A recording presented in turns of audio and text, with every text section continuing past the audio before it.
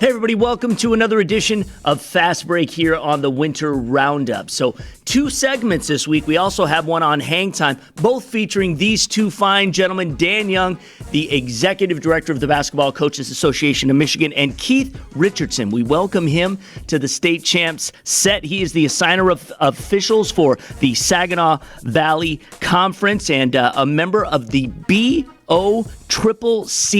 Dan, explain what that is. So 20 years ago, the MHSAA and BCAM put a committee together called the Basketball Officials and Coaches Communications Committee. A lot of C's there, but that's what it's about. It's communicating, working, sitting down together, meetings throughout the year. Joe Ricard has been the leader of that group for many years. And we get together and we hash it out. What's going on? What can we improve on? How can we get better at both sides of the table? And it's been tremendous. It's been a great organization, and it continues to improve. So the topic is improving the coach and referee relationship. How do we do that, Keith? Oh boy, I think the first thing that we need to understand is what our roles are. And I've always said this, I have the utmost respect for coaches.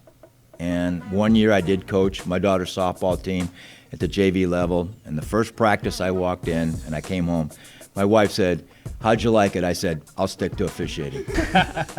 It's harder than you think. Because the demands of a coach, what they go through, and this is just at the JV level, was beyond my scope of what I thought that they did. So the respect level went through the roof for them.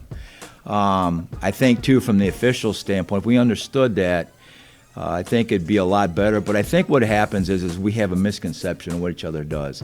Coaches are paranoid we're out to get them, and the officials are worried about their ratings because coaches do rate them at the high school level.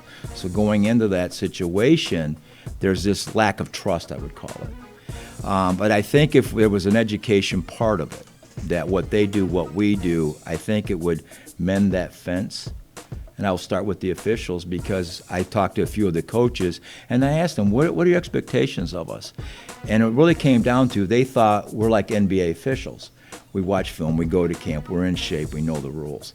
And I had to tell the coaches, as a high school officials, you have a day job, right? I work for 11, 8 to 5. When I get done, I go do a game. I don't have to be in shape. I don't have to know the rules. I don't have to watch film. I don't have to go to camps or anything like that. I just show up.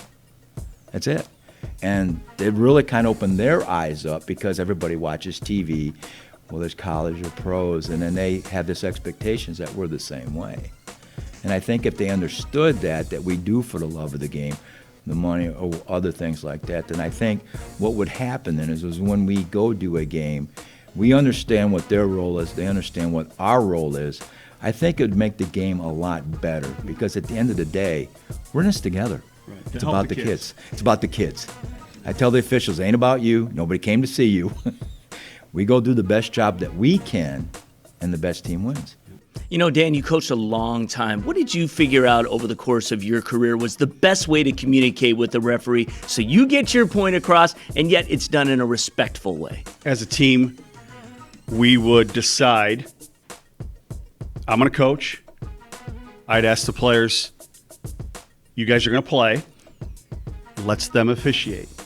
Don't try to do more than one thing. Because if we do, if I'm trying to coach and officiate, I'm not going to coach as well. I'm going to get out of what I'm trying to do to help the team. If you're a player and you're trying to officiate or you're worrying about the officials or trying to coach, you're not going to play as well.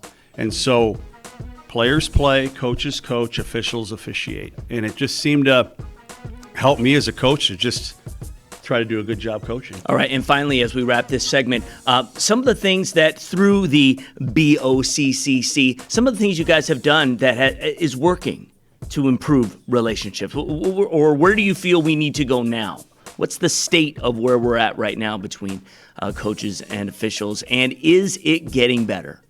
I think in pockets it's better. I think those of the coaches and officials that have gotten to know one another have built that relationship over years, that they're in it for the right reasons. That has gotten better. I think the thing we're all worried about is gaining and recruiting new coaches and new officials at the younger levels, whether they're college students working intramural games and working their way up to freshman and JV or middle school. That's a concern. The average age of officials are in their early 50s. And so that's a major concern that we've been talking about on that committee is getting new people and building good relationships to where we understand the big picture. Absolutely. And we talk about that. And that is the segment that you'll find on Hang Time Michigan. We are going to get into the crisis, really, that we're at right now in terms of referees being available in the state of Michigan, recruiting new ones. So that's the subject there. Thank you, Dan. Thank you, Keith, for being here. This has been Fast Break.